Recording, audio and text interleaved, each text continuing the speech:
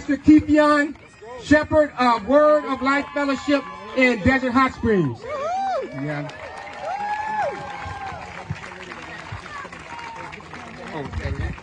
Good job, Troy. Y'all, I'm not gonna stand up here. I'm big enough, so I'm gonna stand right here. Some of y'all big too. It's all right. Like I'm the only big person out here. We're not gonna do that today. I have an 84-year-old grandfather who came to the desert in the late 40s and lived through Jim Crow and saw everything transpire. For him, generation after generation, there was outrage, there were protests, there were some riots, and yet nothing changed. And I was asked the other day, what makes you think that this will be different? What makes you think that this time will change? And I said, look around. I'm going to ask you all to take a look at your neighbor to your left and to your right. Look at what we see. I know I'm not going to ask you to touch your neighbor and high five. You're battling COVID, but I just want you to look at your neighbor and look what you see. For the first time in my lifetime, I see white people, brown people. I see gay people, straight people. For the first time in my life, I see all people saying enough is enough. This is why I know change will happen, and this is why I know things will be different, because for the first time in our nation's history, it's not just black people that are upset. We're all upset. Now, I know the media wants you to think that this is a black versus a white thing, and it's really not.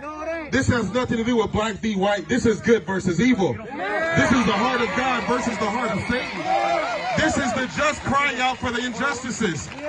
And so on today, I challenge us all on today. I love how Brother Jarford called out their names. Continue to call out their names. They want us to, you notice they want to shift the narrative. So suddenly the concern is not the fact that just 9 days ago we watched a man breathe his last death after 8 minutes and 46 seconds of a police officer on his neck and 3 others laying on his back and 1 watching standby. They act like we just didn't see a young man jogging in Georgia, minding his black business and being hemmed up by bigots. They act like we don't know that Breonna Taylor was taking a nap in her own home and police came in and kicked the door down with a no announcement warrant and killed her in her sleep.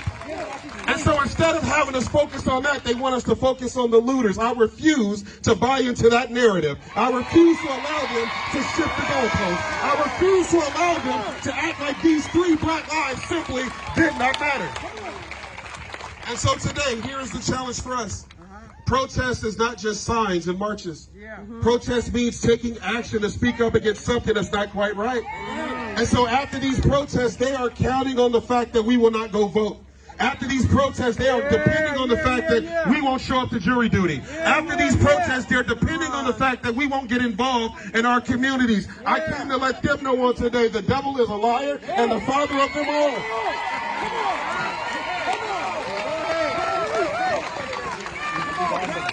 Because we went from a health pandemic to a spiritual pandemic, we have to pay attention to what God is saying right now.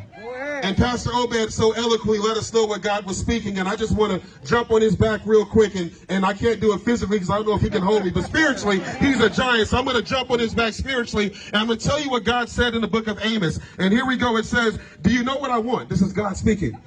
I want justice, oceans of it.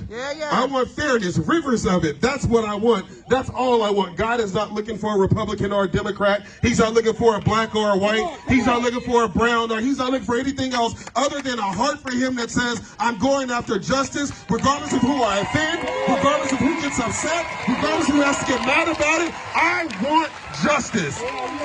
Now come on, let's give God a hand praise in this place. I'm out of minutes, but I'm not out of message, but we're going to move on. Thaddeus Bosley is a desert resident who has coached and mentored young athletes across the desert for over a decade. He's a longtime employee of the Desert Recreation District and high school basketball coach at various desert schools. Playing a pivotal role in the development of youth, Thaddeus, a father of 4, has been extremely sensitive to the social and mental development of this current generation. Please, everyone, welcome Mr. Thaddeus Bosley. Yeah!